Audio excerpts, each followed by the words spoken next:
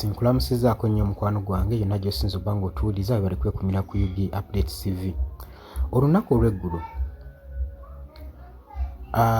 Secretary w'ekibiina kya National Unity Platform Luis David avuddeyo n'ategeeza bannakibiina kya National Unity Platform nti olunaku olw'eggulo ebyabaddewo si bye byokka eby'okuwamba ebintu yadde blogging mu kibiina kya National Unity Platform, okumenya essomero, okubba documents, computers, ssaako n'ebintu ebirala ebyakoleddwa. Wazira agamba nti Comrade Akileo Kivumbi wamu ne Wakabi baawambiddwa olunaku olw'eggulo ne batwalibwa mu kifo ekitaategeerekese.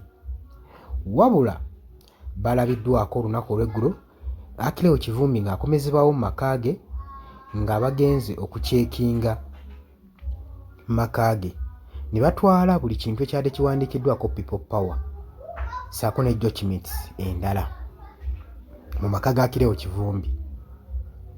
Then n'oluvannyuma yazziddwa Kabangani n'atwalibwa mu kifo ekitaategeerekese era agamba Akileo Kivumbi ono teyatwaliddwa yekka wabula yatwaliddwako ne comrade omulala, freedom fighter omulala gwe bayita Wakabi. Bano bombi baabuziddwawo ng'omukwano gwange ali eyampuliriza. Kitegeeza nti si gwe mulundi ogusoose Akileo Kivumbi okuba ng'awambibwa ng'atwalibwa abatategeerekeka abazigu n'okuyisibwa mu mbeera embi.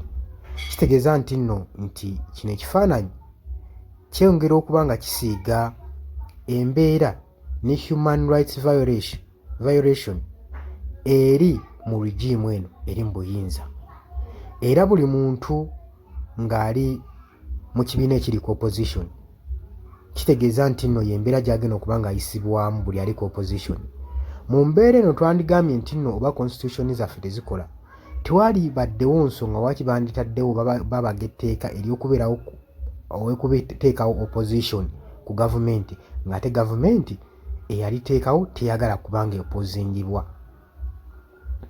Kubanga bw'otunuulira bino ebikolwa bikulaga bulungi nnyo nti gavumenti teyagala ba opposition, teyagala ludda lwa opposition, teyagala ludda lugiwakanya. Webanga egenda mu maaso n'okukola ebikolwa nga bino eby'okubuzaawo ba comrade, ba freedom fighter, abalwanirira eddembe abagezaako okuwakanya gavumenti.